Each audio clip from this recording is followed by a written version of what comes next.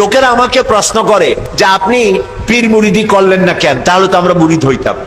অনেকে বলে, সিলেটে বহুবার আমাকে বলেছে যে পীর মুরিদি করেন, আমরা মুরিদ হই। শুধু সিলেট না, বাংলাদেশের বহু জায়গায় বলেছে যে পীর মুরিদি করেন না কেন। আমি করতেও পারি, কারণ আমার আব্বা এবং আমার চাচা দুজনই ফুরফুরার হযরত মাওলানা আবু বকর সিদ্দিকী রহমতুল্লাহ আলাইহির খলিফা ছিলেন। হাজার হাজার মুরিদ তাদের আছে। কয়ে পীর মুরিদি করলেন না কেন, আর এত ইসলামী দল থাকতে আপনি জামাত ইসলামী করেন কেন, এই প্রশ্ন করলো। তা আমি এই প্রশ্নের জবাব দিতে দিতে শেষ পর্যন্ত বই লিখলাম, আমি কেন জামাত ইসলামী করি। এটা একটি বই, 250 পৃষ্ঠার বই। এসব বইপত্র আপনাদেরকে সংগ্রহ করার তৌফিক দান করুন। ইসলামী আন্দোলনের সাথে শরীক না হলে আমরা পরিপূর্ণরূপে দিন কায়েম করতে পারবো না। এই জন্য কোরআন এর শাসন যদি চাই, তাহলে কোরআন প্রতিষ্ঠার আন্দোলন যারা করে তাদের সাথে আমাদেরকে একত্র হতে হবে। আল্লাহ যেন সেই তৌফিক আমাদেরকে দান করেন, আমরা বলি আমিন। যারা বিদেশে আছেন, আল্লাহ তাদেরকে সুস্থ রাখো, ভালো রাখো। আল্লাহ তাআলা তাদেরকে ঈমানের সাথে রাখো। আল্লাহ তাআলা তুমি দয়া করে তাদের প্রতি তাদের কামাই রুজিতে বরকত দান করে দাও। রব্বুল আলামিন, আমাদের প্রিয় জন্মভূমি বাংলাদেশের উপরে তোমার রহমত নাজিল করো। যারা এই দেশটাকে ক্রমান্বয়ে নৈরাজ্যের দিকে ঠেলে দিতে চায়, নানান রকমের অশান্তি সৃষ্টি করে দেশটাকে অশান্তির দিকে ঠেলে দিতে চায়, আল্লাহ তাআলা তুমি তাদের হাত থেকে দেশটাকে রক্ষা করো। যত যুবক এখানে এসেছে, আল্লাহ সব যুবকদের গুনাহ আল্লাহ তুমি দয়া করে মাফ করে দাও।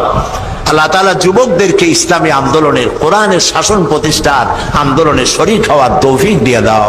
বলতেছিলাম যে আমরা হচ্ছে এমন এক নবীর উম্মত যে তিনি এমন শক্তিশালী ছিলেন, তার দোয়া আল্লাহ তাআলা কবুল করেন। মুখ দিয়ে বলা লাগে না, মনে মনে দোয়া করলেও আল্লাহ কবুল করে। সুবহানাল্লাহ বলেন। প্রিয় ভাই সব, নবীজি মক্কা থেকে মদিনা শরীফ চলে গিয়েছিলেন, নামাজ পড়তেছিলেন বাইতুল মুকাদ্দাসের দিকে ফিরে, কিন্তু মন বলতেছিল যদি আল্লাহ তাআলা আমাকে মক্কার দিকে ফিরে নামাজ পড়তে বলতেন তাহলে বড্ড খুশি হতাম। এজন্য তিনি হাত তোলেন না, এজন্য তিনি মুখ দিয়েও বলেন না, মনে মনে চিন্তা করেন জিবরাইল যদি আসতো। একদিন তিনি জোহরের নামাজ পড়ছেন, 2 রাকাত পড়া হয়ে গেছে, তাশাহুদ পড়তেছিলেন, এমন সময় জিবরাইল নাজিল হয়ে গেল। আল্লাহ তাআলা ওহী নাজিল করলেন, কাদ নারা তাকাল্লুবা ওয়াজহিকা ফিস সামা। নবী হে, আমি লক্ষ্য করেছি আপনি বারবার আমার আকাশের দিকে তাকাচ্ছেন। আপনার মনের ইচ্ছা আপনি কাবার দিকে, মক্কার দিকে ফিরে নামাজ পড়বেন। আপনার ইরাদা পুরা হয়ে গেছে, নামাজের বাকি অংশ মক্কার দিকে ফিরে আদায় করুন। সুবহানাল্লাহ। দেখছেন অবস্থা? মুখ দিয়া বলা লাগে না, মনে ইরাদা করতে দেরি, দোয়া কবুল হতে দেরি নাই। হাদিস শরীফ এসেছে, রাসূলের কাছে হযরতে আবু হুরায়রা রাদিয়াল্লাহু তাআলা আনহু, তিনি রাতের বেলায় এসে কাঁদতেছিলেন রাসূলের সামনে। রাসূল প্রশ্ন করলেন, আবু হুরায়রা, এত রাতে তুমি কাঁদো কেন? তিনি বললেন, আমার মা আমাকে মেরেছে। তো মা তোমাকে মারলো কেন? তুমি কি কোনো বেয়াদবি করছো? না, বেয়াদবি করি নাই। তো মারলো কেন? হযরত আবু হুরায়রা বলেন, ইয়া রাসূলুল্লাহ, আপনার দরবার থেকে ফিরতে বাড়িতে দেরি হয়েছিল। আমার মা আমাকে জিজ্ঞেস করলো, এত রাত কোথায় ছিলি? আমি আপনার নাম বললাম। আমার মা কাফের, মুশরিকা, মুসলমান হয় নাই। আপনার নাম শুনে আমার মায়ের গায়ে আগুন জ্বলে গেল। আমার মা আমাকে মারা শুরু করে দিল আর বলল, হয় আমার বাড়ি ছাড়বি, আর না হয় মুহাম্মদ সাল্লাল্লাহু আলাইহি সাল্লামের বাড়ি ছাড়বি। আমি বললাম, মা, তোমার হাতে যত শক্তি আছে সব শক্তি দিয়া তুমি আমারে পিটাও, মারো, আমি তোমার বাড়ি ছাড়তে পারি, কিন্তু আল্লাহর নবী মুহাম্মদুর রাসূলুল্লাহর কদম মোবারক ছাড়তে পারি না। আমার মা আমাকে গলায় ধাক্কা দিয়ে বের করে দিল। রাসূলুল্লাহ বললেন, তোমার মা তোমারে মারছে, তাই তুমি আমার কাছে নালিশ করছো? কয় যে নালিশ না হুজুর। কি? হযরত আবু হুরায়রা বললেন, হুজুর আমি জানি আল্লাহ রাসূল যদি আল্লাহর কাছে হাত উঠায় আল্লাহ দোয়া কবুল করেন। আপনি শুধু একটু দোয়া করেন আল্লাহ যেন আমার মায়ের হেদায়েত করে দেয়। নবীজি হাত তুললেন, নবীজি বললেন, আল্লাহুম্মা ইহদি উম্মা আবি হুরায়রা, আয় আল্লাহ আবু হুরায়রার মাকে তুমি হেদায়েত নসিব করো। এই দোয়া তিনি করতেছিলেন। হযরতে আবু হুরায়রা রাসূলকে দোয়া করতে দেখে দৌড় দিলেন, দৌড়াতে দৌড়াতে তিনি যাচ্ছেন, পিছন থেকে কয়েকজন সাহাবী তার জামা টেনে ধরেছেন, বলে দৌড়াও কেন? হযরত আবু হুরায়রা বলেন, আমার জামা ছেড়ে দাও, আমাকে দৌড়াতে দাও, আমি দৌড়াইয়া বাড়ি যেয়ে দেখতে চাই। আমি আগে দৌড়াইয়া বাড়ি গেলাম না, আমি দৌড়াইয়া যাওয়ার আগে রাসূলুল্লাহর দোয়া আমার বাড়ি গেছে সেটা আমি দেখতে চাই। হযরত আবু হুরায়রা ঘরের কাছে গিয়ে দরজায় গিয়ে নক করেছেন, ভিতর থেকে আওয়াজ এলো, কে? তিনি বললেন, মা, আমি তোমার ছেলে কলিজার টুকরা আবু হুরায়রা ফিরে এসেছি। মা বললেন, বাবু, আব্বু, অপেক্ষা করো, আমি তোমার জন্য দরজা খুলতেছি। হযরত আবু হুরায়রা বলেন, আমার মায়ের গলার আওয়াজের ভিতরে কুফরি আর শিরকিয়াতের কর্কশতা পেলাম না। মায়ের গলার আওয়াজ শুনে আমার কাছে মনে হলো আমি বাড়ি আসার অনেক আগে আল্লাহর নবীর দোয়া আল্লাহর আরশে পৌঁছে গেছে। মা চলে এলেন, বুড়ি মা, তার মাথার চুলগুলি সাদা, গোসল করে এসেছেন, মাথা থেকে পানি টপ টপ করে পড়তেছে। মা আমারে বলল, বাবা, আমি তোমাকে মারার পর খুব দুশ্চিন্তায় পড়েছিলাম, কেন মারলাম আমার এই ছেলেটারে? আহারে, মারলাম কেন? সে তো কোনো খারাপ জায়গায় যায় নাই। মুহাম্মদ সাল্লাল্লাহু আলাইহি ওয়াসাল্লামের মতো ভালো মানুষ তো জীবনে নামও শুনি নাই, তার কাছে গেছে মারলাম কেন? আমি খুব ভুল করছি, আমি গোসল করেছি, তুমি আমাকে নিয়ে চলো রাসূলুল্লাহর দরবারে। হযরত আবু হুরায়রা বলেন, মাকে নিয়ে আল্লাহর নবীর দরবারে চলে গেলাম। নবীজিকে দেখে বুড়ি মা আমার পড়লেন, লা ইলাহা ইল্লাল্লাহু মুহাম্মাদুর রাসূলুল্লাহ।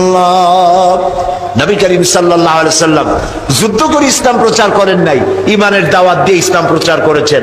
এই যে ওহদ, বদর, খন্দক যত যুদ্ধ হয়েছে সব ছিল ডিফেন্সিভ, আক্রান্ত হয়েছে প্রতিরোধ করেছেন।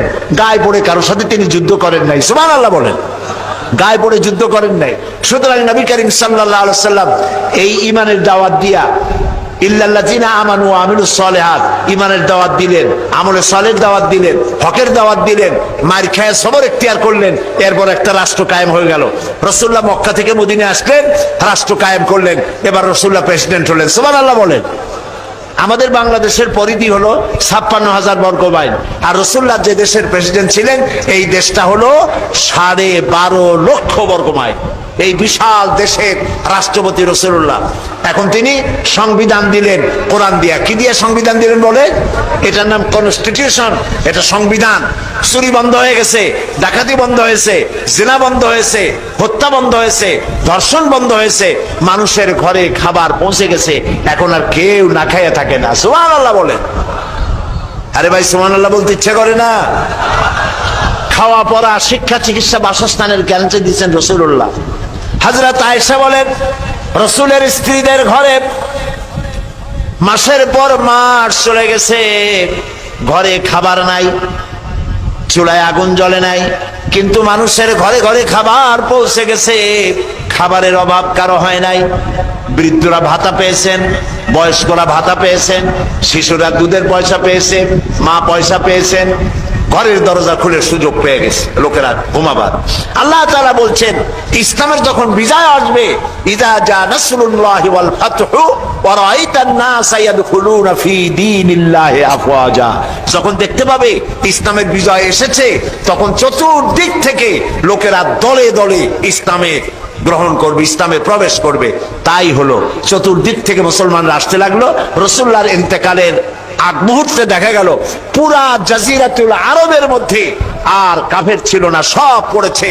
পড়েন আমার সাথে, লা ইলাহা ইল্লাল্লাহু মুহাম্মাদুর রাসূলুল্লাহ। তখন যারা ক্ষমতায় ছিলেন, ক্ষমতায় থেকে রাষ্ট্রের মাল তারা পেট ভরতেন না। এখন তো দেখা যায় দেশে দেশে যারা ক্ষমতায় যায় আখের গুছায়। যেমন দেখেন, এই যে টিয়ারের গম আসে, কাবিখার গম আসে, অবকাঠামো নির্মাণের জন্য টাকা আসে, সবগুলি টাকা যদি রাস্তায় খরচ করা হইতো, বিল্ডিং এ খরচ করা হইতো, পুল কালভার্টে খরচ করা হইতো, তাহলে স্বাধীনতার পর এই ৩২ বছরে বাংলাদেশে এমন কোন একটা রাস্তা থাকতো না যে রাস্তায় নতুন করে একটা ইট দেওয়া লাগে। এই কথা সত্য না মিথ্যা বলেন? এটা মিথ্যা না সত্য বলেন? তাহলে আজ দেখা যাচ্ছে মানুষের চরিত্র নাই, ওই ইমানের অভাব ঘটেছে।